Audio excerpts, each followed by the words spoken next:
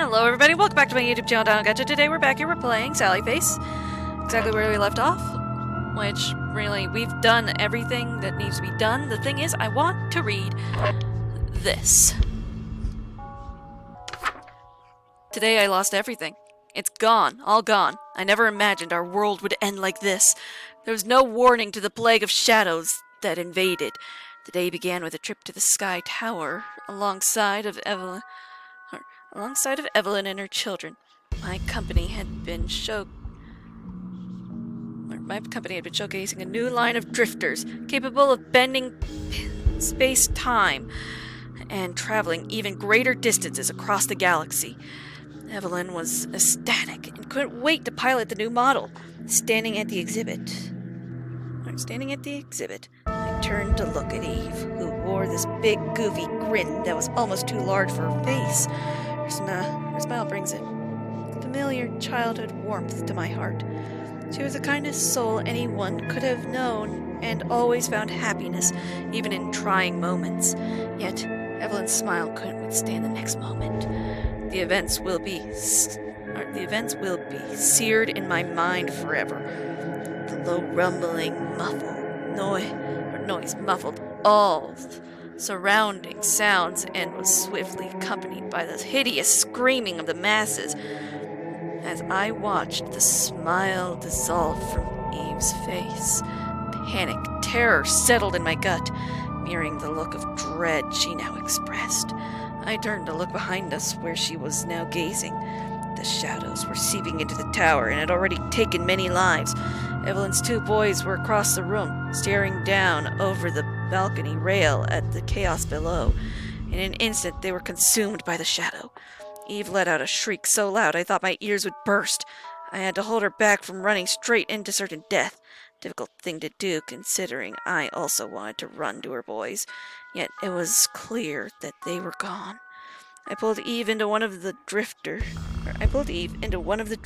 and quickly made sure she was secure before taking off. As we smashed through the tall glass windows of the tower and then through the atmosphere, the shadows consumed the entire planet. There was nothing left. Like some insignificant hole in space where our world used to be, I lost everything.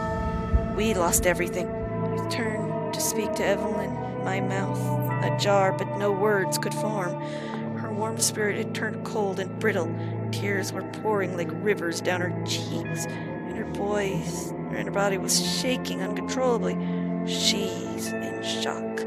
I pray that we can somehow survive this, and that we can somehow find happiness again.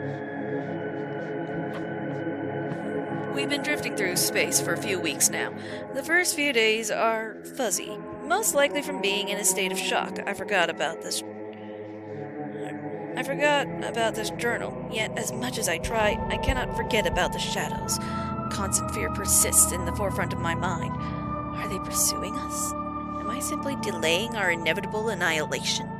Yet if such darkness does exist, then perhaps there is some kind of opposite force that will shine kindly upon my sister and I. Evelyn still isn't speaking much. She's absolutely devastated. I'm not sure that she'll ever be the same again. If we even live through this. Earlier today, I'm almost positive that I saw a beacon on our radar.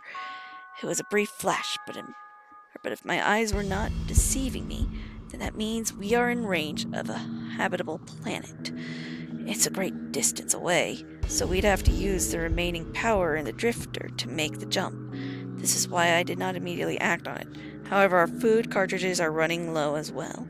We've got enough for a few days at best, so we either risk our lives jumping to a potentially habitable planet, or we risk our lives waiting until our food runs out to see if we can find a better chance somewhere else.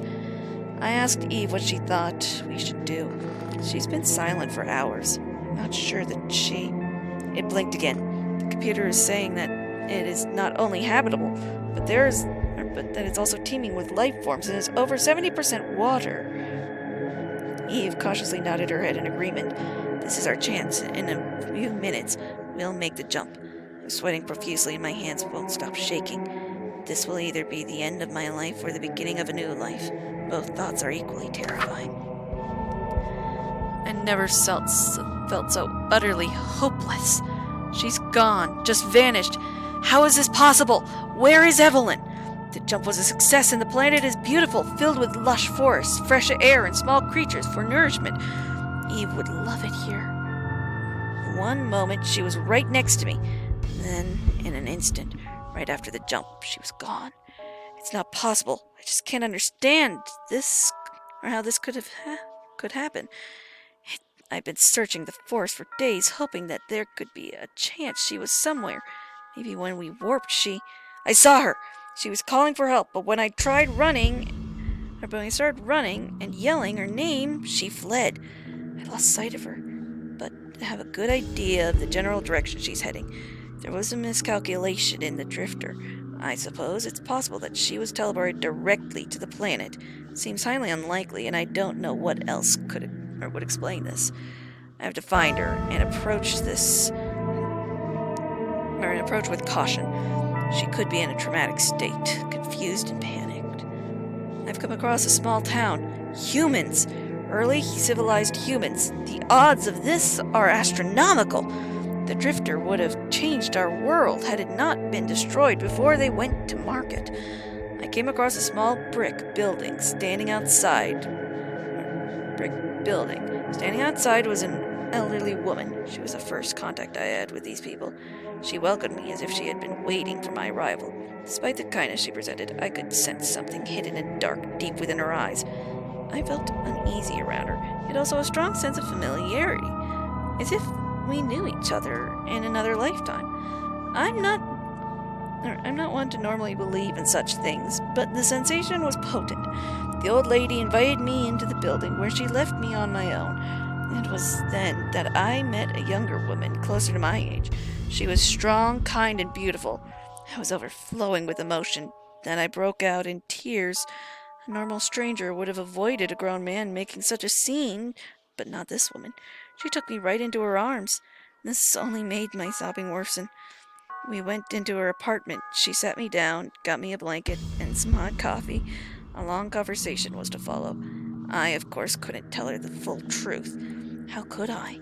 I would sound like a lunatic and quite possibly find myself imprisoned or worse. I told her that I had lost my home and my family and didn't know what to do. She spoke with the owner of the building, a man named Terrence Addison, and said that they had an extra room I could stay in on the 5th floor. She's a lovely woman, Lisa Garcia.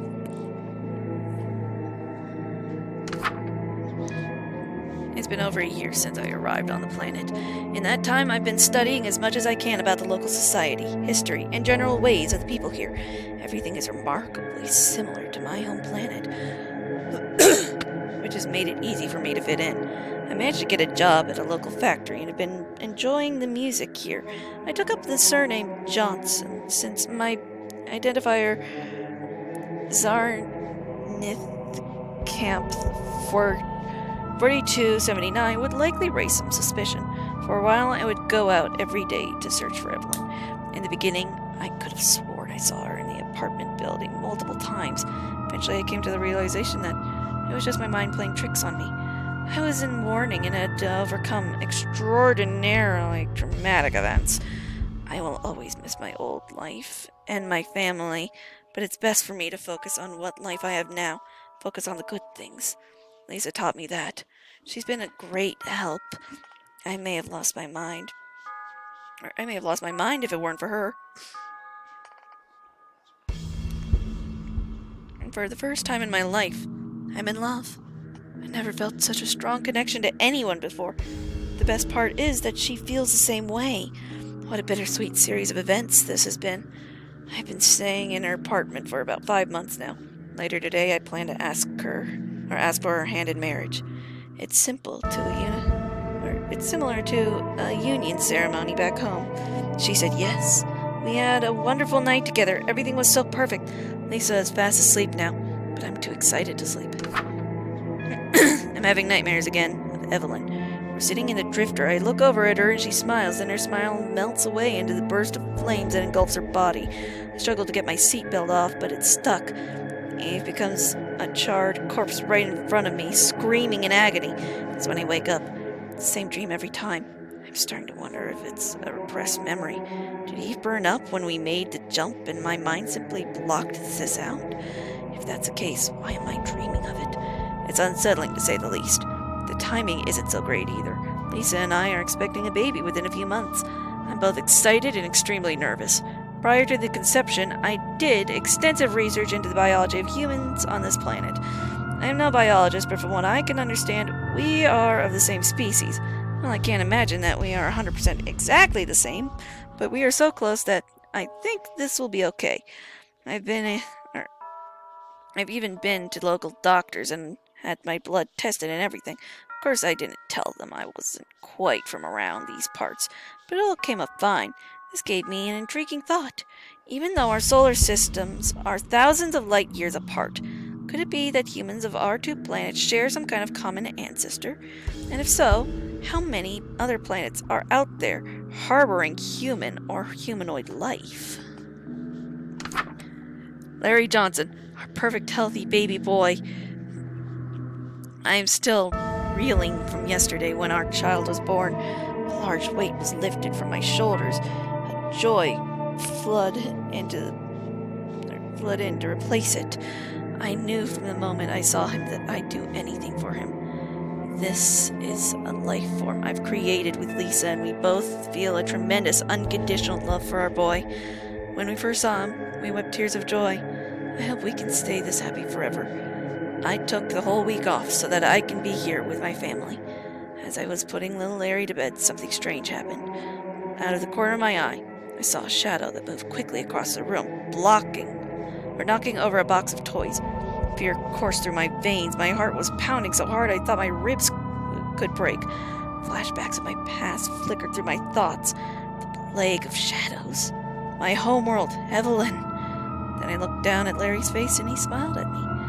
It was likely just baby gas, but his expression calmed me down. He's safe. I'm safe. Lisa is safe.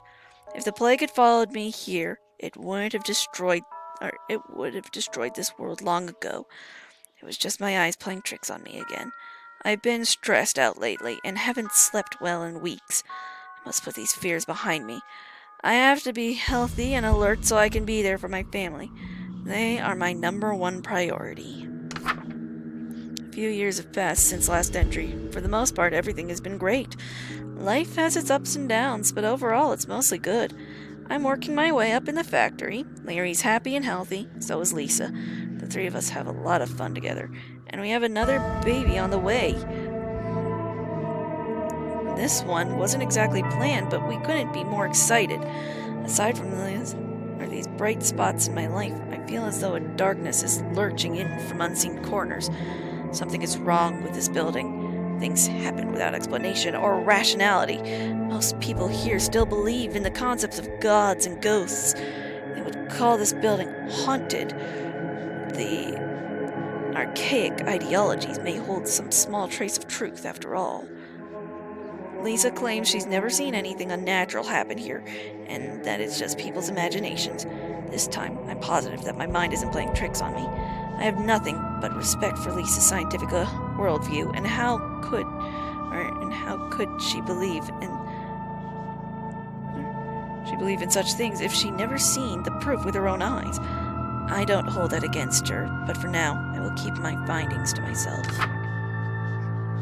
The old woman that was the first to greet me in the world, her name is Allison Rosenberg. Most call her Rose. This morning she told me a story of how she came to this place. If it's true, that would mean she's well over 100 years old, possibly over 200. Doesn't seem very likely, considering the average lifespan on the planet is around 70. Rose requested that I meet her later tonight. She said she had something important to show me, and there was a sense of urgency to her words. When I declined, she clutched my sleeve and said there will be dire consequences to denying fate itself. I pulled my sleeve free and walked away. I didn't have time for delusional women's game, and I certainly didn't believe in fate. Though as I sit here with Larry, I'm starting to get a sinking feeling in my stomach. Rosenberg's words echo through my head. Why am I so haunted by foolishness? I need to avert my thoughts from such things and back to reality. Look how happy Larry is playing his video game. He got so mad at these little pixels on the screen and so elated when he finished a level. Wish I could show him the neural games of my world. He would have loved those. Anyway, Lisa should be back soon, and I'm going to make us a nice dinner. Tragedy prevails once again. We lost the baby, stillborn. Lisa is devastated. She hasn't said much and hasn't left the bedroom in a few days. I tried my best to explain to Larry, but he's so young that he doesn't fully understand. He's angry at us because he thinks we lied to him about getting a baby sister. Our happy family has this giant crack in it now. Well, that's what it feels like, at least. Seeing Lisa so isolated is making this even harder to bear. I hate seeing her in pain like this. It breaks my heart. Sitting in the car with the groceries. It's freezing, but I let the cold take me. As in apartments. The small 5-story brick building protruding from the dark forest looming over me. I want to scream, why? Why do I deserve this? But I'm not so self-centered to think that the universe owes me anything. The only thing for me to do now is be there for my family as we attempt to crawl out from this hole.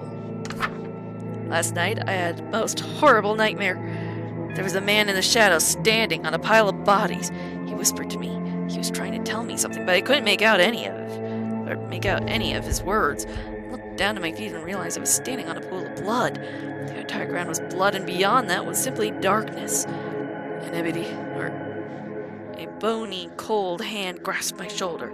As I turned around, a familiar face came into focus. It was Rosenberg, though she looked skewed and her eyes were sunken in like a zombie that had risen from the dead. When she opened her mouth, maggots poured out. Her tongue smacked against her gums and lips as she spoke. Her words again continued to haunt me even after waking. If you do not join us, everything you love will wither and die. The moment she spoke, I saw Larry and Lisa's twisted corpses. Today I decided to finally meet with Rose. She revealed to me an old temple that rests below this very building. A small group of people meet here to carry on the tradition of an ancient society. They believe in an archaic magic that seems dark and unnatural. I wouldn't have believed any of this, if not for the fact that I've witnessed its power firsthand. Yet what they call magic, I believe it to be something else. A thought that frightens me, but I must delve deeper to uncover the truth. The journey I'm about to embark on may be the last thing I do, but I must do everything I can to protect my family from unseen darkness. Sal, please read this journal. Please read this journal I've kept over the past years, so that you will begin to understand what is at stake. I know Lisa and Larry will hate me for leaving, but please know that I have loved them and love them still, beyond anything else in life. And that is the very reason I had to leave, to protect them. You're a good man, Sal, and I am glad that you and Larry will form a strong kinship. This must seem very strange to you, and I haven't got much time to explain everything. In short, there are forces at work here that are far beyond imagination. I've seen glimpses of the future. I've seen glimpses of the past. Now I must play the role as I was meant to play. I will sacrifice my life for those I love. To put an end to this madness. To stop the dreadful darkness that persists in the world. You must never reveal the truth to Larry or Lisa. They will only go digging for answers, and that would put them in great danger. Please, Sal, you must protect them for me. They are your family, and that makes you my family too. I'm sorry your life has been filled with tragedy, and I'm sorry to say that there is more misfortune awaiting you. But you are destined to play an important role in all of this. In time, everything will be clear. Sincerely, Jim Johnson. Well, that was an adventure.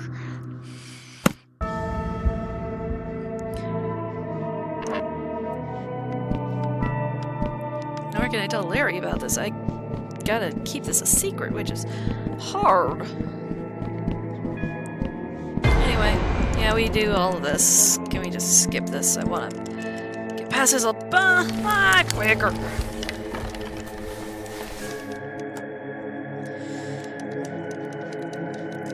Let me go up. Let me continue talking.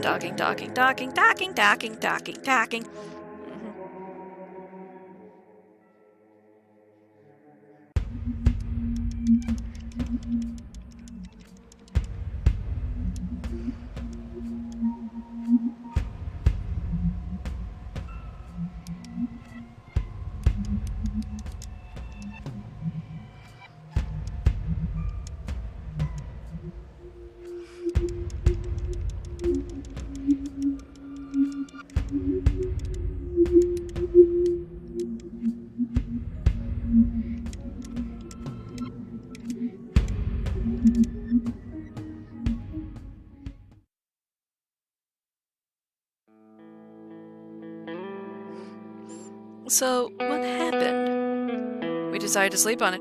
It was nearly morning anyway, and everyone is beyond exhausted. And the teacher? What did you decide? Did you go to the police? Didn't have to. Turns out Packerton got into a car accident on the way home that same night. She and the other driver were killed on impact. Wow, that's quite convenient. You can look it up for yourself if you don't believe me. It was on the front page the next day. Beloved Knockville High teacher killed by drunk driver. Of course you won't find anything about the dead bodies in her apartment or how she was feeding students human flesh. That was all covered up. I see. I don't care if you don't believe me. It's the truth, and you said you would air the full story. Don't worry, Sal. It will be aired in full. I always keep my word, and I think the people will be very interested in what you have to say. Everyone is watching you now.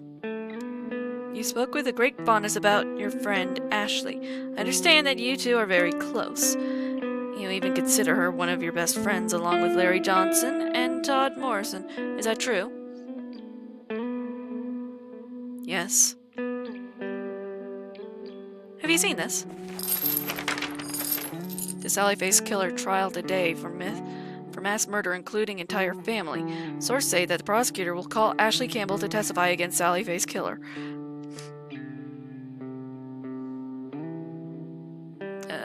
Campbell is a longtime friend of Sallie-Face and was said to be...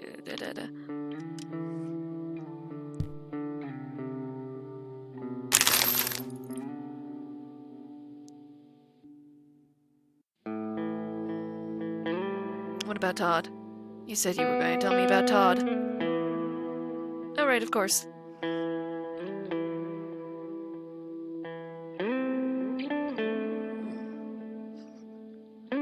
We shot a segment on Morrison yesterday.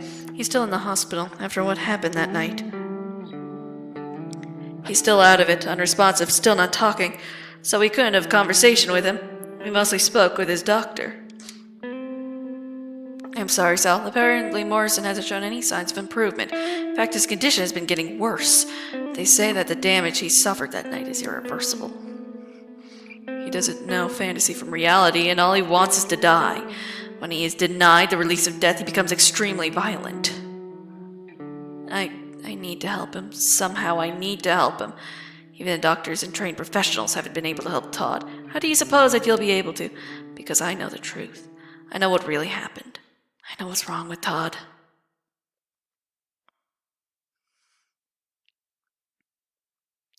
Well, that's not normal.